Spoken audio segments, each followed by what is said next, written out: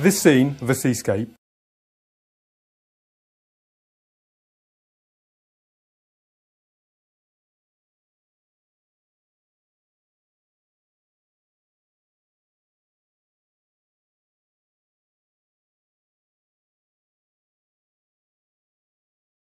best not to overwork the paint, so just pick up more paint, fill in these large impasto impressions of water going backwards and forwards.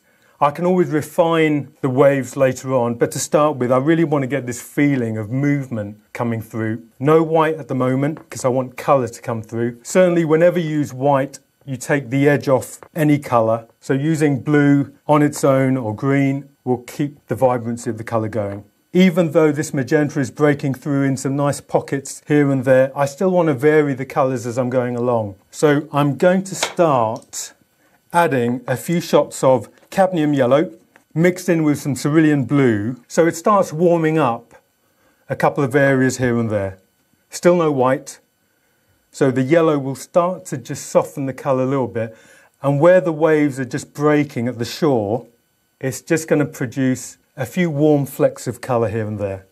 And again, I'm still trying to exploit a few of these expressive brushstrokes before I get too regimented with detail. Okay, here and there. Again, I'm trying to utilise a lot of my arm for these brushstrokes, a little bit more cerulean blue here and there. And I'll start laying in the sky. Now, because the sky has got this shade of lighter blue, I do need a little bit of white, but I certainly don't want to overuse these shades. There's a hint of the cadmium yellow still coming through, which should just warm up the sky a touch. Okay, I'll drag that across. What you'll find when you start using more positive shots of paint, the purity of the paint starts streaking through. So if there's too much white, I can just ease it down with more blue and it will start to even off. Okay, there's a little bit of landmass there, so I'm going to use plenty of white and a little bit of cadmium yellow medium and just drag that across. Now, because I don't clean my brush that often, not because I'm lazy, just to make interesting shots of colour, some of the blue is going to filter through as well. So again, you end up creating some interesting colour mixes as you go. So you'll see I'm starting to diminish the value of the magenta because it's quite a strong colour and I only need little pockets of that to come through. We'll work on the sand next. So I'll go back to a 2-inch brush because I want this area very, very textural. Tons and tons of cadmium yellow. I really want to exploit the heavy impasto feel of this paint. So we've got some burnt sienna, cadmium yellow, maybe a shot of green at the edge, and we'll lay that on and look at how luscious this paint is going on. You get to the point when you start using heavier mixes of paint where you enjoy the nature of paint purely for how it goes on rather than creating a finished photographic scene. Just change brushes again, really, because I want to get a few more areas of thick, luscious paint. Like I say, painting doesn't have to be difficult. You make it difficult if you get bogged down with too much refined drawing. But painting can be about really enjoying the process and scooping up paint and really slapping it on. Okay, so what I want to do now is just leave this initial layer to dry, and then I can go in and just start to define a few areas here and there. Okay, so I've let the initial layer dry, so I'm just looking to really start to define each individual wave. A little bit more white with cerulean blue, with a little bit of burnt sienna, and we'll start applying some of these lighter shades around the waves. At this point, I'm looking at more of the detail as I go, and just taking on board a bit more information about the construction of the waves and the way they flow. Because I've used paint fairly thick, as I drag my brush over the previous layer, it starts to separate in more spontaneous areas where the paint has gone a little bit thicker. I'm still trying to be assertive about the brush strokes, but I'm just bearing in mind a little bit about what I've done before, and I just want to leave a little bit more interest in the construction of the waves with having these separate layers to work with. And there we go. Again, just flicking in interesting brush strokes as I go. The good thing about working this way is that you've got all the options open to you still. If I wanted this to be a super duper photorealist painting, I'll just develop lots of fine marks. But I'm quite content really to leave the freshness of the paint as the main source of inspiration. Don't be frightened with applying heavy mixes of paint, especially with acrylics, because if you make a mistake, you can always paint over it. We'll just soften out off the sand. So what I'm doing is using a lot more white with burnt sienna and some cadmium yellow.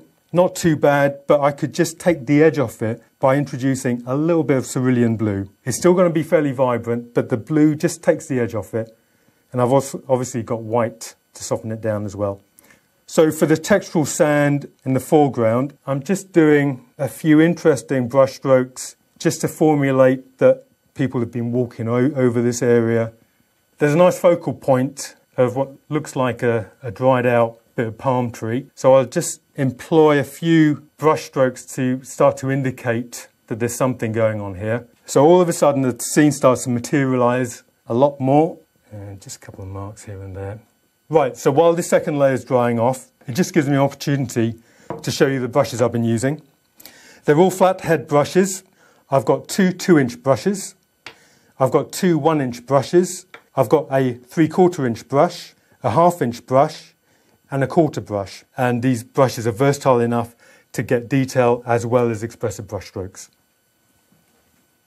Okay, so I've let the second layer dry off a little bit, and now I can refine it completely. This is where I'll use my optimum amount of white paint. Sometimes white on its own can look a little bit flat and a little bit chalky, so the yellow just invigorates it a little bit more. Again, I've got a better idea now how the overall painting is working, and I can pick and choose which bits to bring out and which bits I can just soften off. Temptation is to go very, very detailed, but again, you want to resist that temptation and really just imply information. Again, it's little marks that really focus the eye, so try and reserve them for the very, very important areas. There's a couple of lighter waves as well, which I'll indicate here and there. Just need to go down another brush size. This is a 1/2 inch brush because the waves at the back are slightly smaller, but I'm still using quite an expressive brush stroke with some of the marks I'm using. Okay, just drag that along. Just going to do a little bit in the land mass at the back, on the background, just to really, again, pull a couple of areas out. I don't want the strongest white, so there's some yellow mixed in with this. And they should be interesting little brush strokes as you go, rather than anything that's way too refined. The really good thing about using heavy body paint, and you'll find actually if you're using the free flow paint, you can enhance it with a heavy body medium. You do get lovely three-dimensional effects. Rather than draw everything, it starts to take on a life of its own, and you start almost sculpting the elements in front of you.